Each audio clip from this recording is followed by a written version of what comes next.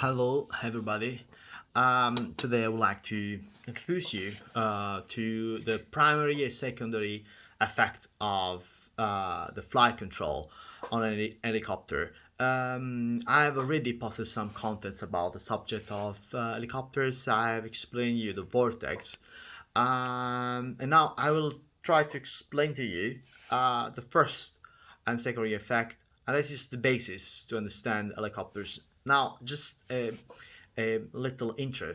I've studied in France, in French, so I became professional pilot and flight instructor. I became professional pilot in 2019, and then I became instructor in October 2020.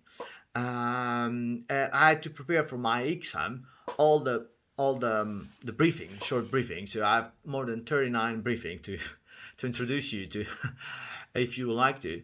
And this is the first one. So now I've done all in French because studying French, and I try to reach the most all the people online. So some people speak of course French and English. Some people speak only French or speak only English. So I would try to do a little bit in French and in English, mostly because this briefing were done for a European pilot. So that's meaning that mostly the two languages is French, English. I speak also German. I will try to do some other in German, some translation in German, and so on. So try really to reach everybody. If you have any doubts about it or any comment, you can write down. You may ask me. You can correct me, or you can suggest me, or it's a share domain. This is a shared platform. So we share knowledge. I brings my knowledge and my experience, and then of course, if you would like to could give me your opinion, I will be happy to listen to you, and in the case correct or eventually change something to make that like more understandable and so on. So now to be back to our helicopter, you see this picture is very clear. We have our helicopter, we have our cyclic, so the primary control. We have the flight control. This is our cyclic, okay? This is our collective with the throttle. These are the pedals. Okay, these are the three mostly flight controls. Well, we have a lot of other things in the helicopter, but this is the first thing that you will learn to understand and to use. Now, another thing that is very important to understand, and this is the base of the helicopter and also aviation, because also airplane have the same. You are in the air, so you are a volume. You are in a volume, so you are in 3D dimension. So you have to understand the helicopter will move in 3D dimension in three position. So mostly we have three axes, right? So the first axis will be the vertical axis, and we will have a movement that will be the yaw movement, meaning that the nose goes right to left, depending on what you do with the helicopters. And then we have the lateral axis, meaning the helicopter can pitch up or down, so the nose of the helicopter goes up or down. And then we have the longitudinal axis, meaning that the helicopter can roll on the right or on the left. So as you can see, there are a lot of movements the helicopter can do, and all of these movement are controlled, organized by the flight controls. Okay. We move on, and then I would like to focus that you focus just on this picture. Sorry, all is my instructor, the one that trained me to become instructor. Never put any information that you're not going to explain to your students. Just for me, bear with me this little error. There are two pictures. This will be in French explanation, but just try to focus on this picture for now, because now what I would like to explain to you is how the rotor moves and the different kind of rotors in order to understand this first concept. Now we have two kind of helicopters: European helicopters, mainly European helicopters, and American helicopters. I was trained on on American helicopters, Robinson 42 and Robinson 22, which are very well-known machines, especially to have like technical work on or flying with. This kind of machines are American, so their rotors turns counterclockwise, meaning that the blades goes from right to left. Instead, if you have European helicopters, you may have like German helicopters or in Italian helicopters. Well, this kind of helicopters have they turn their blades turn from left to right, so clockwise. That is the main difference, and this main difference there are so many things and change. So it's very important that now I introduce you to how to flight with an American helicopters, okay? Because all what I'm saying will be the opposite for European, okay, helicopters. Now, this is our helicopters, as you can see, and that is the sense of the blades. So they're turning counterclockwise. It's probably a Robinson 44, Robinson 22, or a Bell, whatever, in American helicopters. So our blades are turning this direction, okay? So now what happened that if you know the Newton third law of no motion is that for every action there is an equal and opposite reaction. This means that if you are having this force created by the rotor disc, so the blades are turning, so they create a force. This force creates a counter parallel equal force. It is called the torque. That is opposite to this force. That is our torque. So if our blades turn from right to left, our nose of the helicopter will have the tendency to go on the right. So the airframe of the helicopter will tend to go on the right, just because it's the counter motion created by the first motion, the motion of the blades. That's just very important to understand, because you will say, well, the blades are turning, so I will all the time turn on the right. I will have, and that's why we have 3 flight controls. That's why we have the tail rotor, in order to avoid that while you're flying, you will turn all the time on the right. In fact, our tail rotor is controlled with the pedals left and right, and as the same principle of the main rotor. The main rotor creates a lift, the tail rotor creates a thrust. It's the same. It's a force which you can control with your pedal. So if you put your foot on the left, you will diminish the thrust. If you put your foot on the right, you will increase the thrust. And by doing that, of course, you will control the nose of the helicopters. Because if you see this picture, you see tail rotor thrust to compensate for the torque. Is that this action, by having this force here, if the helicopter is trying to go on the right with its nose, if you increase this force, of course, the tail rotor will stop this movement on the right.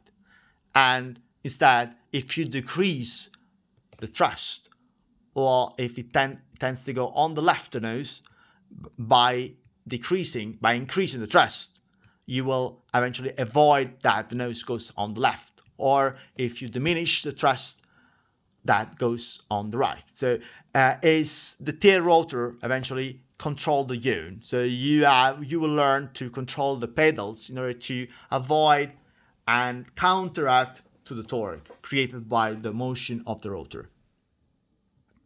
Now, this is the cyclic. It's probably the first command that you will try to control. The cyclic here, of course, you can put the cyclic forwards or backwards. And by doing that, you are bending the rotor disc forward and backward. You're going forward and backward. And if you put on the left, well, the helicopter will roll on the left and also will turn on the left. And if you put your cyclic on the right, the helicopter will bend on the right or roll on the right, also will go on the right. So that's just really the primary effect. Very simple to understand. But what is the secondary effect is that if you put your cyclic forwards or backwards, what will happen that your helicopter will pitch up, so the nose will go up if you put your cyclic backwards, or it will go down if you put your cyclic forwards. So what you should do, well, that means that if you put down your cyclic, well, will have the tendency to increase the speed, but also to go down. And so what you can do to avoid that, if you want to go straight forward during a flight, you just want to increase your speed, you want to go straight forward. So what you have to do, well, you have to raise a little bit your collective if you put your cyclic forwards to avoid descending. And if you try to reduce your speed. So you put your cyclic a little bit backwards, while the pitch will go up, the nose will go up, will reduce the speed, but also will climb. So in order to avoid climbing, what you have to do? Well, you have to a little bit lower your collective to avoid this secondary effect. The same concept if you put your cyclic on the left, on the right, you will then roll the helicopter on the right and you will turn on the right. But also the helicopter, by rolling, so having a certain inclination, will have the force of gravity will bring the helicopter down. So the helicopter will descend due to the fact that the Newton of the helicopter, so the mass of the helicopter, will increase during turning due to the fact that the lift is less effective during turning. So what happened that then the Newton of the helicopter will increase. So due to the gravity, so this acceleration, and the helicopter will go down. So what you have to do? Well, raise your collective for both directions. So all the time that you engage in a turning, remember that you will increase the Newton of your helicopter, so the attraction of the helicopter toward the ground. So due to the gravity, this acceleration, and so you have to do something in order to lose altitude, in order not to descend, but stay always at the same altitude. Of course, if you engage in a turning, descending, or turning, climbing, this is another discussion. But if you just want to fly and at the same altitude, and you want to do a turning on the left, or on the right, or you want to accelerate and decelerate, that is very important to understand that all the time that you move your cyclic to do this movement, accelerating, decelerating, turning left or right, you will have a secondary motion, and then you have to know how to correct the secondary motion. Now we can go on with les pas générales. This is in French, and well, in English it's collective. Also in French we say collective as well. As you see, follow just the picture. It's very clear. Here we have the picture. So if you raise the collective, well, look what will happen. The helicopter will go up. If you lower the collective, well, the helicopter will go down. The point is that when you raise the collective, your conning angle will increase. So the conning angle is the position of the blades toward the helicopter. So that this conning angle will increase. By increasing, the diameter will diminish. So the blades will turn faster, will create left lift. And so by increasing, so by doing that, if increase the turning of the blades, what will happen? Then eventually you create more torque on the right. So you have to put left foot and a little bit of cyclic forward. Is that if you decrease the collective, in your opinion, what will happen? Well, will happen that the opposite. Then you are reducing the rotor per minute, and as such you're reducing the torque. So you have to put your right foot and a little bit putting your cyclic backwards in order to avoid descending. You see, for every action, there is a counter reaction you have to do. But it's the same principle that we have explained at the beginning. I explained to you at the beginning. And now we go with the third, flight control, the last one. And well, it's not the last one. It's the pedals. Okay, now parlons en français. You can see that if you put your foot on the left, we have said the nose of the helicopter will go on the left. If you put your foot on the right, the nose of the helicopter go on the right.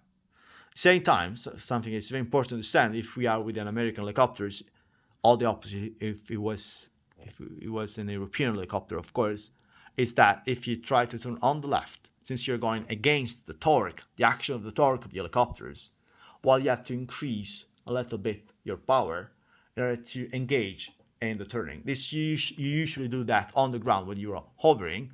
You want to do a 360 or 180, well, you do that on the left. Well, you will do your checking, your security before doing that, and then, well, you will little bit increase your you put, of course, your left foot in order to put nose on the left and turning on the left. Also, you will start increasing slightly your your collective in order to avoid descending of the helicopters, because it needs more power because you're going against the torque. Is that if you put your foot on the right, so you're turning on the right, hovering on the right, so you're hovering, you're trying to do a 360 on the ground. Well, what you have to do, in that case, you have to be very careful because you're going the same sense of the torque. So you are actually freeing power. So you have to be very careful because the turning will be faster.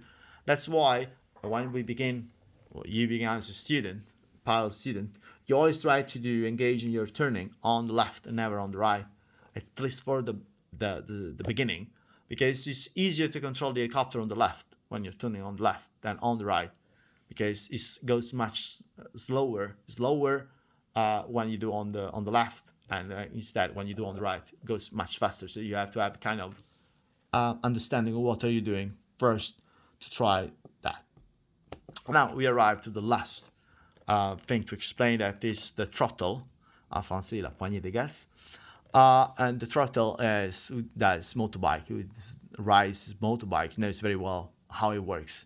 Throttle, you roll up or down, and then you increase or decrease the power. The same principle is for the throttle of the collective. It's the same exact principle. Here we have our tachometer, then gives us information on rotor per minute and engine per minute, and by increasing the collective, by increasing the throttle, roll on the throttle, well, you are actually increasing rotor per minute and automatically increasing engine per minute, and also automatically you are increasing your manifold pressure. So all of this will increase by this action or decrease by this action. This is the primary effect.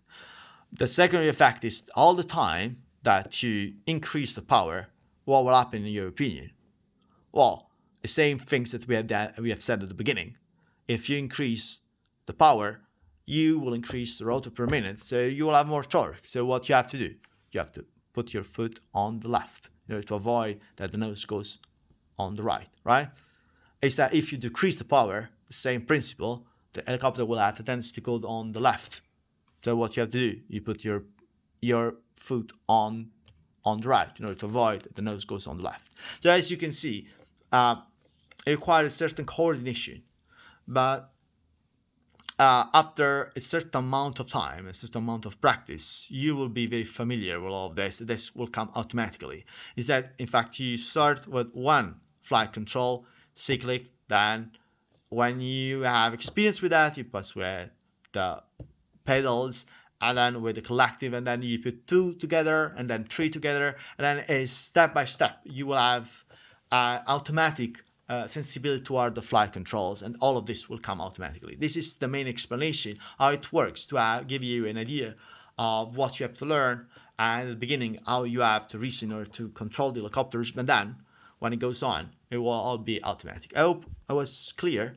If you have any correction, or if you want to add something, or you just have some question for me, well, feel free to write a comment, and I would be happy to answer to you. And the same discussion, if you would like to listen that in French, I will do a version in French. Of course, always, I said at the beginning, I try to reach most of the people, especially in this moment of lockdown, try to reach everybody. So some people, as I said at the beginning, understand French, other understand English, other understand both. So I don't know. So I move with English first. If somebody asks for me, I will eventually do very happily a version in French as well. Well, this is all. Hope I was clear, and see you soon. Bye bye.